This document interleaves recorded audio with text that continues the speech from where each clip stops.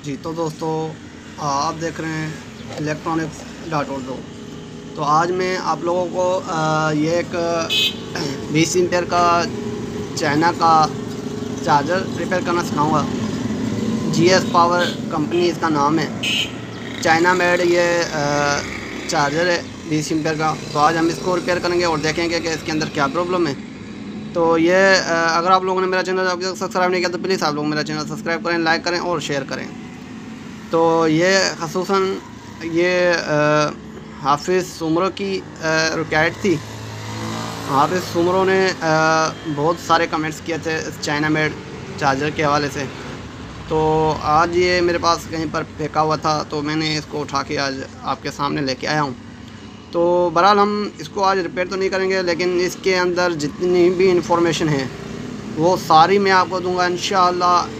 कोशिश करूंगा कि एक भी पॉइंट मिस ना हो, लेकिन अगर हो जाती है तो आप दोबारा कमेंट्स कर सकते हैं, इंशाअल्लाह मैं आपको रिप्लाई करूंगा। तो बहरहाल मैं इसको आपके सामने ही खोल लेता हूं, क्योंकि जो भी अब काम करूंगा वो आपके सामने कर रहा हूं। मैं कोशिश करूंगा कि ये बीच में कटौती ना हो इसके अंदर। ठीक हो गया जी।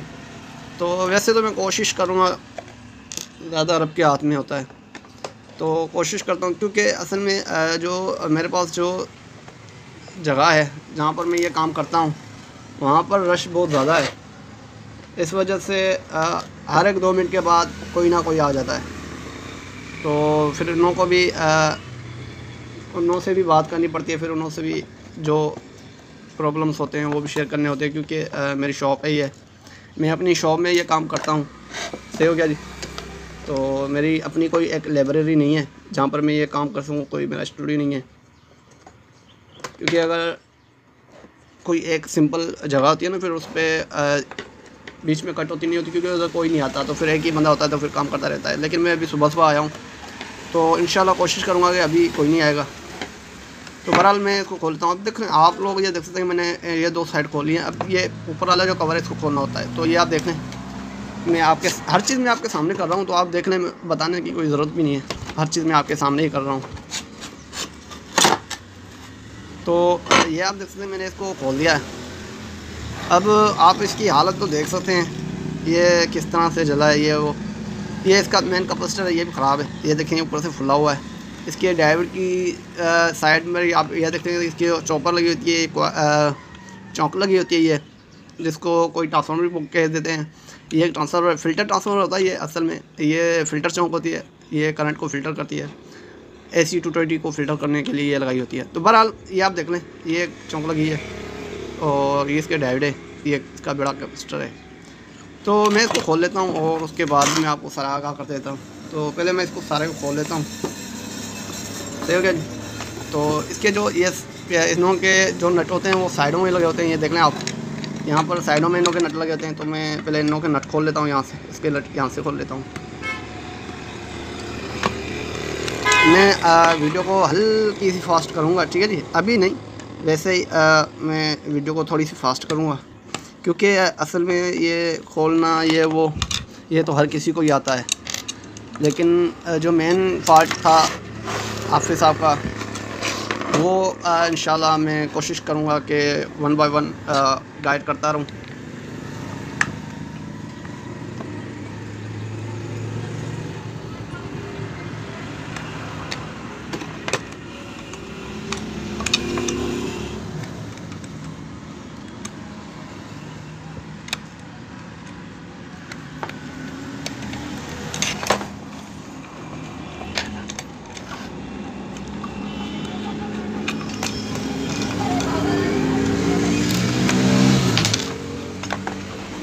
अब आप देख सकते हैं कि हमें एक नट खोलने के लिए कितना टाइम लग जाता है। फिर आप कहते हैं कि यार आप बीच में कटौती करते हो, ये वो। आप ये देख सकते हैं, ये जो मैं वीडियो बना रहा हूँ ये बहुत लंबी हो जाएगी, लेकिन फिर भी मैं ये वीडियो बना रहा हूँ। किसी भाई की ख्वाहिश थी, सुमरो भाई की, हाफिज़ सुमरो भाई की ये ख्वाहिश थी कि यार आप डिटेल से बताएं। तो आज कोशिश करूँगा। इससे डिटेल तो मेरे हिसाब से तो नहीं हो सकती, लेकिन मैं फिर भी कोशिश करूँगा। अगर आपको डिटेल से बताने की कोशिश करूँगा। अगर नहीं आती तो फिर भी आप कमेंट्स कर सकते हैं, मैं आपको जवाब दूँगा ज़रूर, इंशाल्लाह गाइड करूँगा। तो बहरहाल आप ये देख सकते हैं, ये आपके पास ये दो पट्टियाँ हैं, ये आप लोगों ने कवर कर लेनी है। इसको आपने फेंकना नहीं है, क्योंकि ये इसीलिए लगाई जाती हैं कि एक तो ये जो इसका जो ये बॉडी है, ये बॉडी के साथ टच ना हो, फर्स्ट तो ये। सेकंड ये होता है कि इसका जो हीट सिंक है वो इसको अच्छे से पकड़ने में काम करती है। ये जो इसकी जो बॉडी की जो गरमाइश होती है वो इसका कंट्रोल करती है, वो अच्छी से जज़ब कर लेती है अपने पास। तो बहरहाल मैं अभी इसकी प्राइमरी से स्टार्ट करूँगा। सॉरी, मेरा कैमरा हिल गया था। तो बहरहाल मैं आपको बताऊँगा कि मैं इसकी प्राइमरी से स्टार्ट करूँगा इसका काम, और मैं आपको बताऊँगा ये कैसे काम किया जाता है।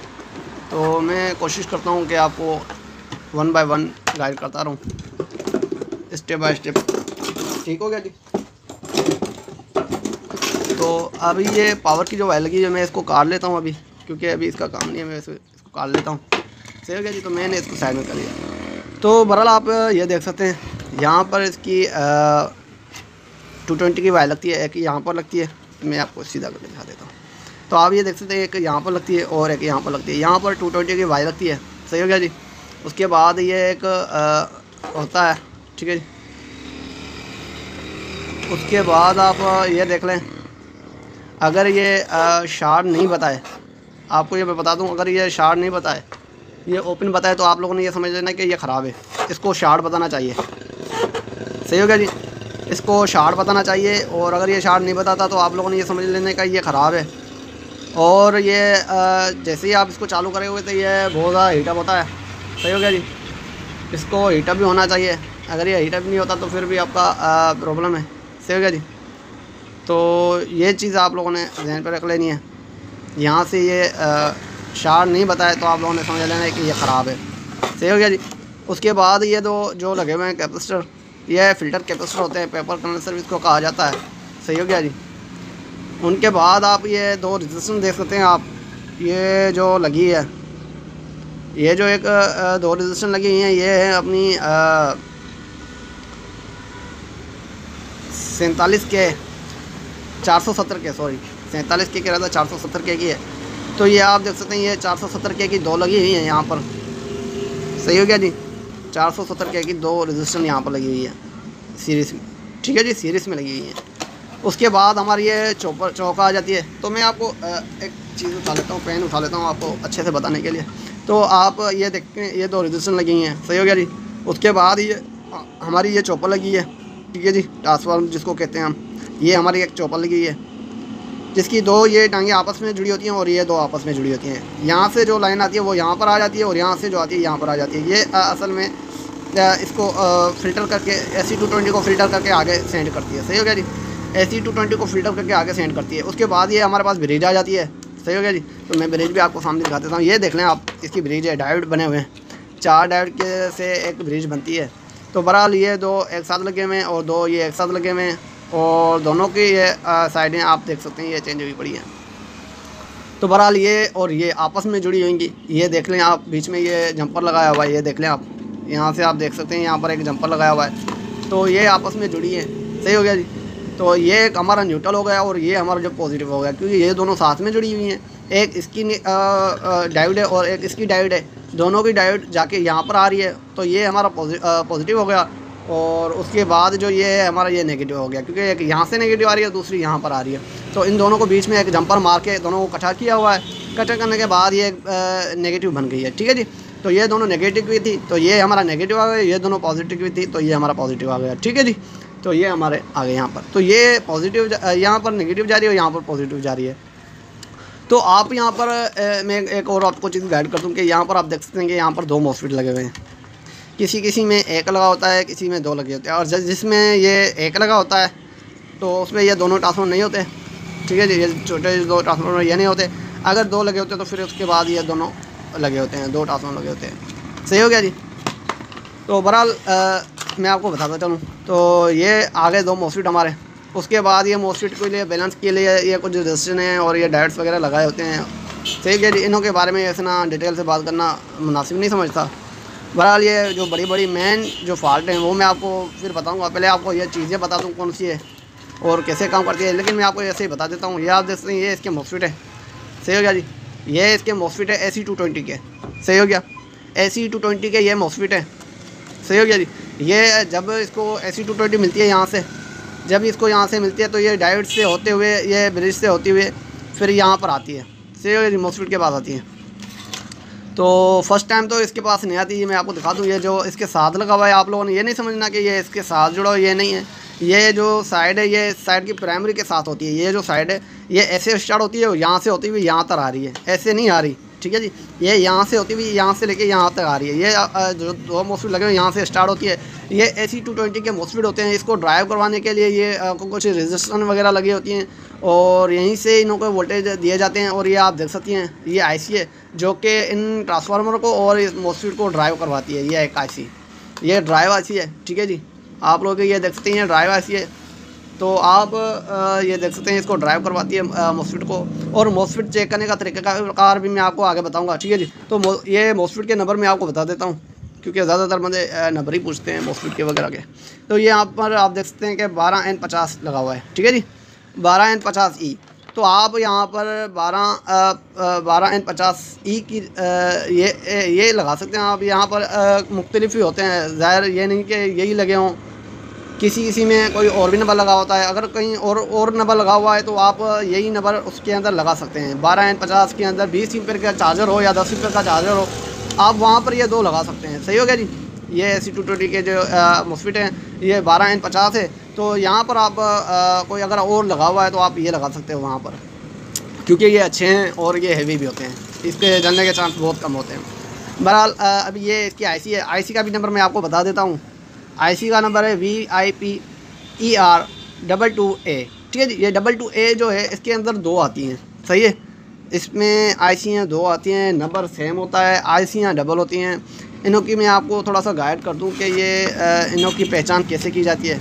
इनों की पहचान, अगर आपके पास मीटर है तो आप पहचान कर सकते हैं, वरना आपको ये बहुत ही टफ होता है इसको पहचान करना, क्योंकि ये VIPER22A जो ये नंबर है IC का, इसमें दो IC होती हैं और दोनों ही एक ही नंबर की आती हैं और इनों में कोई फ़र्क नज़र नहीं आता। लेकिन इसको आप अगर चेक करें तो पता चलेगा कि ये कौन सी IC लगी है हमारे पास और कौन सी हमें चाहिए।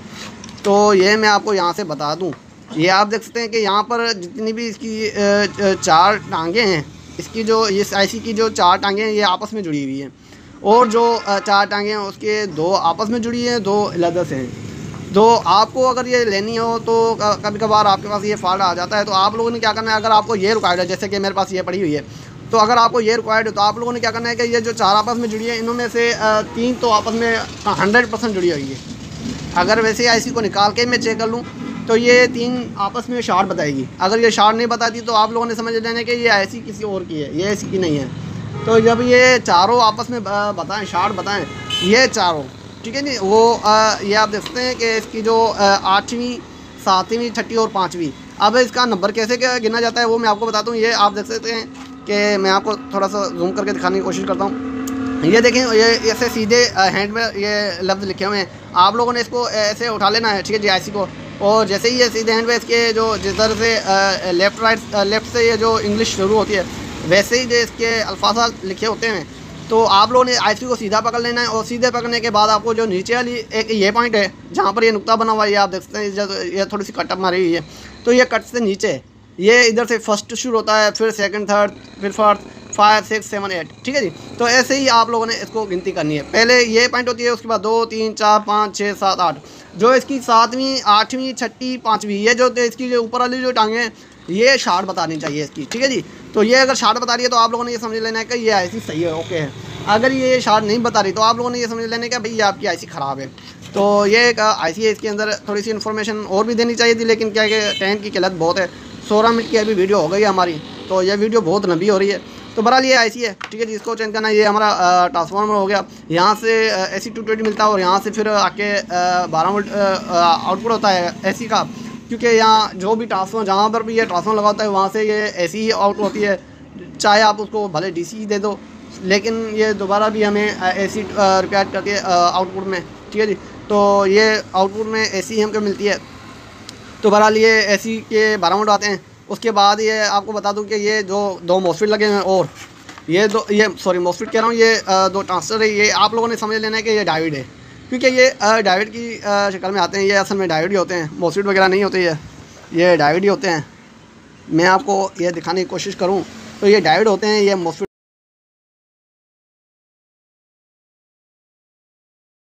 हो गया। उसके बाद आप ये देख सकते हैं जहाँ पर ये डीसी हो जाता है, डीसी होने के बाद यहाँ से इस कोयल से होती हुई फिर यहाँ पर आती है। तो ये एक हमारा मोस्फेट है। असल में जो मेन किरदार होता है वो इस मोस्फेट का होता है, क्योंकि यही मोस्फेट जो है ऑटोमेटिक करवाता है और यही मोस्फेट होता है जो नेगेटिव को आउटपुट देता है। समझ आ गई? तो यही जो मोस्फेट है हमारा, ज़्यादातर इसी का ही फॉल्ट आता है, तकरीबन इसी का ही फॉल्ट आता है। सॉरी, बीच में कस्टमर आ गए थे तो इसका नंबर मैं आपको बताता हूँ मोस्फेट का, K80E08K3। तो ये इस मोस्फेट का नंबर है। आप लोग, मैं आपको बता दूं, ये तकरीबन ज़्यादा तो इसका ही फॉल्ट आता है, तकरीबन इसका ही फॉल्ट आता है। ये मोस्फेट जब अगर आपका आउटपुट नहीं मिल रहा हो तो तकरीबन इसका फॉल्ट आता है। क्योंकि कभी कभार ये भी होता है कि ये हमारी एलईडी तो चालू होती है लेकिन ये फिर भी आउटपुट में नहीं देता, तो फिर आप लोगों ने यह समझ लें कि इसका मोस्फेट का फॉल्ट होता है, तकरीबन यही फॉल्ट होता है। उसके अलावा यहाँ पर कुछ आईसी लगी होती हैं, कोई SMDS कंपोनेंट होते हैं, कोई जो होते हैं ओपन जो कंपोनेंट होते हैं वो है, वो मैं आपको दिखा देता हूँ, ये आप देख लें। तो ये इन दो आईसी लगी हुई हैं, ठीक हो गया जी। ये इस आईसी का काम होता है ऑटोमेटिक करना, ठीक हो गया जी। जो इसको स्विचिंग करवाती है तो उसको ये ऑटोमेटिक करवाती है, भाई हाँ अब हमारी बैटरी लेवल फुल हो गया, अभी हमारी बैटरी का लेवल कम हो गया, ये वो हर चीज़ इस आईसी में होता है, ठीक है जी। ये जो आईसी है हमारे पास, ये आप जो आईसी देख रहे हैं, ये जो दो ट्रांसफार्मर लगे हुए हैं, ये इनको ड्राइव करवा के उनके बाद जो इसकी जो सप्लाई बनाई जाती है वो इनके हिसाब से इसको आगे दी जाती है। लेकिन ये दो आईसी हैं। बहरहाल ज़्यादातर जो आईसी ख़राब होती है, 100% जो आईसी ख़राब होती है वो ये वाली होती है। और इसका नंबर मैं आपको बता दूं, 3858 होता है, 3858। तो सॉरी 3858 कह रहा हूँ कि ये इसका होता है कि 358, ठीक है जी, 3858 कर गया, सॉरी मेरे से मिस्टेक हो गई थी। LM 358 इसका नंबर है इस आईसी का, LM 358 5858, ठीक है जी, LM 358 ये इसका नंबर है आईसी का। जब आपकी ये जो LED है ऑटोमेटिक नहीं कर रही, या तो डायरेक्ट चल जाती है या तो फिर ऑन नहीं होती, एक ही साइड पर रुकी होती है, जैसे कि रेड में रुकी है तो रेड में रुकी है, फिर ग्रीन में नहीं आती, या ग्रीन में रुकी है तो रेड में नहीं आती। तो ये जितने भी फॉल्ट होते हैं वो इस आईसी से ही होते हैं, क्योंकि यही आईसी को ऑटोमेटिक का काम करवाती है। सही हो गया जी। तो ये आईसी होती है। बहरहाल और दो जितनी भी चीज़ें वो छोटी छोटी होती हैं। बहरहाल जो मेन, अभी मैं आपको फॉल्ट बता दूँ, जो इनके मेन फॉल्ट आते हैं, मेन फॉल्ट जो इसके ज़्यादातर आते हैं, जितने मैंने रिपेयर किए हैं, आगे तो खुदा को पता है, लेकिन जितने मैंने रिपेयर किए मैं वो आपको गाइड कर देता हूँ। ज़्यादातर इसका जो मेन जो फॉल्ट आता है वो होता है कि इसका फ्यूज़ जलता है, ठीक है जी। तो फ्यूज़ जलने की वजह यह होती है कि इसका जो ये आउटपुट का जो ये मोस्फेट होता है, या ये ख़राब होते हैं, या तो फिर ये डायोड की वजह से भी ये ख़राब होता है, और ये कैपेसिटर की वजह से भी इसका फ्यूज़ जलता है। आगे से कोई चीज़ शॉर्ट होती है तो उसकी वजह से ये फ्यूज़ जलता है। कहीं पर भी लगाओ, ऐसे नहीं कि ये चार्जर कहीं पर भी लगाओ, अगर ये आगे से कोई चीज़ शॉर्ट होती है तो ये हमारा फ्यूज़ जलता है, ठीक हो गया जी। उसके बाद जो मेन फॉल्ट होता है वो इस पेपर करने से ज़्यादा वो कम होता है, इतना ज़्यादा नहीं होता। 100 से 25% आप लोग समझ लें, 10% समझ लें कि ये इसका फॉल्ट आता है, ठीक है जी। वरना इसका फॉल्ट नहीं आता, ज़्यादा तो नहीं आता। अगर ये आपकी ओपन हो जाती है, ख़राब हो जाती है, तो आप इसको डायरेक्ट भी कर सकते हैं, कोई मसला ही नहीं, कोई इशू नहीं है। आप लोग इसको डायरेक्ट कर सकते हैं, यहाँ से निकाल के यहाँ पर आप लगा के इसको चालू कर सकते हैं। बहरहाल आप इसको लगाएँ तो बेहतर है। दूसरी बात ये हमारी ये जैसे कि अभी जो ये चार्जर है हमारा, जिस पे हम अभी बता रहा हूँ, मैं आपको गाइड कर रहा हूँ, इसके अंदर ये ख़राब है। ये जो कोयल है, ये इसकी ख़राब है। सही हो गया जी। और इसको चेक करने का तरीका ये होता है, पहले आप ये चेक कर लें, इसकी ये साइड चेक कर लें, ठीक हो गया जी।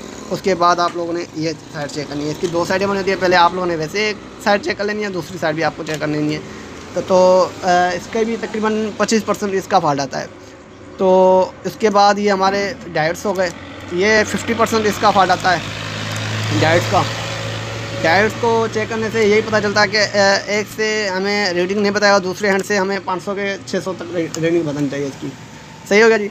उसके बाद हमारा आ गया मेन फ़िल्टर कैपेसिटर, जैसे कि अभी ये आप देख सकते हैं ये भी ख़राब है इसका, तो ये भी फॉल्ट आता है इसके अंदर। ये भी तकरीबन 100 से 50-75% इसका ही फॉल्ट आता है। ठीक है जी। ये हमारा मेन जो कैपेसिटर होता है, ये मेन AC220 का कैपेसिटर होता है। उसके बाद हमारे ये मॉस्फेट हो गए, इसका भी फॉल्ट आता है। और इसका भी फॉल्ट क्यों आता है वो भी मैं आपको बता देता हूँ। इसका फॉल्ट तब आता है जब आपकी ये IC ख़राब हो जाए, ये IC ख़राब हो जाए, और या तो फिर इसको वोल्टेज ज़्यादा मिल जाए, उसकी वजह से भी ये ख़राब होते हैं मॉस्फेट। सही हो गया जी। दूसरी बात ये कि अगर आप लोग वहाँ से आपस में जो वायर से जोड़ते हैं, उसमें से ये होता है कि उसकी जो पीछे वाली IC है वो ख़राब होती है, लेकिन इनको कितना ज़्यादा इशू नहीं होता है इनका। तो बहरहाल ये मॉस्फेट ख़राब होते हैं। ये भी तकरीबन 50% समझ लें इसका भी फॉल्ट होता है, 50 से बल्कि आप 80% समझ लें कि इसका फॉल्ट आता है। ठीक है जी। और ये इसकी IC है, ये आप लोगों ने समझ लेना है कि जब ये मॉस्फेट आपके ख़राब होते तो तकरीबन ये भी IC ख़राब होती है। इसका आपने 100% चांस होता है इसका ये ख़राब होने का। तो ज़्यादातर आप लोग इसको ही चेक किया करें, इसको निकाल के IC को, क्योंकि 100% इस IC का ही फॉल्ट होता है, 100%। अगर नहीं तो आपको मैंने वैसे भी पहले ही बताई, ये आप कोई और भी अगर जो बाज़ार से मिलती है सप्लाई वो भी लगा सकते हैं, लेकिन आपको बता दूँ 100% इसका भी फॉल्ट आता है। ठीक है जी। ये जो हमारी IC लगी हुई है। उसके बाद हम आ जाते हैं ये डायोड से। ये हमारे डायोड होते हैं, अगर ये इनों में से कोई भी अगर आपको एक शॉर्ट बताए तो आप लोगों ने निकाल के दूसरा लगा लेना है। अगर नहीं तो आप इसको निकाल, एक को छोड़ भी निकाल के देंगे तो कोई इशू नहीं है, लेकिन एक को रहने दीजिएगा। तो बहरहाल आप देख लें, अगर इन दोनों में अगर दोनों ही शॉर्ट है तो आप लोगों ने बजाय इसको चेंज करना होगा, मजबूरन आपको ये चेंज करना होगा। ये डायोड्स होते हैं, ये मॉस्फेट या ट्रांसफर वगैरह नहीं होते, ये डायोड होते हैं। सही हो गया जी। उसके बाद जितना भी और फॉल्ट आता है वो मैं आपको गाइड करता चलूँ कि जितने मेरे पास फॉल्ट है मैं वो उनकी इन्फॉर्मेशन आपको दे रहा हूँ, क्योंकि ज़्यादा इन्फॉर्मेशन मैं नहीं दे सकता, क्योंकि जितने मेरे पास फॉल्ट आए होंगे मैं उन्हों की इन्फॉर्मेशन दूँगा, और की इन्फॉर्मेशन देना मुनासिब नहीं समझता मैं। सही हो गया जी। तो ये कोयल तो बाज़ार सही होती है, ये तकरीबन ही सही होती है, इसका ख़राब फॉल्ट आते ही नहीं है। तो बाज़ार इन दो डायोड का फॉल्ट आता है, ये जो दो डायोड बने हुए हैं ट्रांसफर की शक्ल में। और ये जो आप ये देख सकते हैं ये जो लगी हुई है।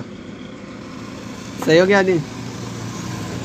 अब ठीक है जी। ऑटो कपलर ये लगा हुआ है, ये ऑटो कपलर का भी फॉल्ट आता है। ये ऑटो कपलर एक IC है, इसके अंदर दो चीज़ें लगी होती हैं, एक LED लगी होती है और एक LDR लगा होता है। अब LED और LDR क्या है वो भी इंशाल्लाह मैं आपको आगे चल के गाइड करूँगा, लेकिन ये इसका भी फॉल्ट आता है कभी कभार। सही है क्या जी। ये इसका भी फॉल्ट आता है, तो ये भी आप लोगों ने चेक कर लेना है। इसके अलावा दूसरा फॉल्ट जितना भी मैंने फॉल्ट देखे हैं उसमें 100 से 100% ये जो आप दो ट्रांसफर देख रहे हैं ये 100% ख़राब होते हैं। 100 से लेके 100 तक यही परसेंट जितने आप समझ लें, ज़्यादातर फॉल्ट इन दो ट्रांसफर के अंदर आता है और किसी के अंदर नहीं आता। जितना फॉल्ट इन दो ट्रांसफर के अंदर आता है वो उतना किसी और जगह पर नहीं आता। ये दो ट्रांसफर हो गए और ये एक मेन कैपेसिटर, ये तीन चीज़ें वो ऐसी चीज़ें हैं जिसका फॉल्ट अमूमन आता रहता है।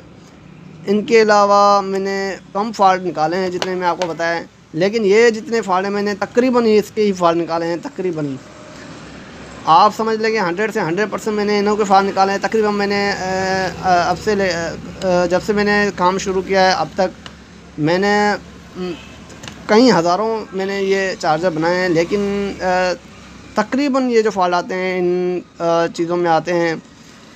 तो आप लोगों ने ये चीज़ें आप लोगों ने चेंज कर लेनी हैं, या तो आप चेक कर लें, अगर सही है तो फिर रहने दीजिएगा। उसके बाद रजिस्टर वगैरह के फॉल्ट भी आते हैं, लेकिन वो आपको गाइड करना ऐसे है कि जैसे कि आपको जड़ से पानी निकालना, तो वो बहुत मुश्किल होता है। इसको आपको बताना कि फ़जूल ही समझता हूँ, क्योंकि मेरी वीडियो जो है वो 20 मिनट से भी ज़्यादा हो गई है, 20 मिनट से भी ज़्यादा हो गई है। उसके बाद ये हमारा ये जो मॉस्फेट है ये भी ख़राब होता है, मैंने पहले भी आपको गाइड कर लिया था। उसके बाद हमारा ये फ़ैन जो होता है वो भी ख़राब होता है, जो इसके हीट सिंक को बाहर निकालने के में काम आता है। सही हो गया जी। तो बहरहाल मैंने कोशिश की है आपको स्टेप बाय स्टेप हर चीज़ के बारे में बताने की। अगर आपको कोई भी चीज़ समझ नहीं आ रही तो आप मुझे कमेंट्स कर सकते हैं, और आप कहोगे तो मैं आपको हर एक चीज़ की डिटेल से इंफॉर्मेशन सेंड करूँगा हर एक चीज़ की, जैसा कि कैपेसिटर वगैरह हो गए, फ़िल्टर कैपेसिटर हो गया, डायोड्स हो गए, आईसी हो गई, मॉसफेट हो गए, वगैरह वगैरह। अगर आप चाहोगे भाई ये सप्लाई की फुल इन्फॉर्मेशन दे दीजिएगा तो मैं इंशाल्लाह फुल इन्फॉर्मेशन दूंगा सप्लाई के हवाले से। अगर आप कहोगे कि सर ये ड्राइव की फुल इन्फॉर्मेशन दीजिएगा तो मैं इंशाल्लाह ड्राइव की फुल इन्फॉर्मेशन दूंगा। अगर आप समझते हैं कि आउटपुट की अच्छी सी आपको इन्फॉर्मेशन मिले तो आउटपुट की इंशाल्लाह मैं अच्छी सी इन्फॉर्मेशन देने की कोशिश करूँगा। दूसरी बात हो गई ये हमारी डीसी साइड, ये हमारी एसी साइड है, ये हमारी डीसी साइड है। तो ये डीसी साइड 12 वोल्ट की जितनी भी अगर आपको इन्फॉर्मेशन चाहिए इंशाल्लाह आप कहोगे तो इंशाल्लाह उसकी भी आपको इन्फॉर्मेशन दी जाएगी। तो ये मेरी वीडियो आपको कैसे लगी? अगर ये मेरी वीडियो आपको अच्छी लगी तो प्लीज़ आप लोग मेरी इस वीडियो को लाइक, शेयर और सब्सक्राइब करें। तो अब तक के लिए इतना ही, इंशाल्लाह अगली वीडियो के लिए जल्द हाजिर होंगे। खुदा हाफिज़।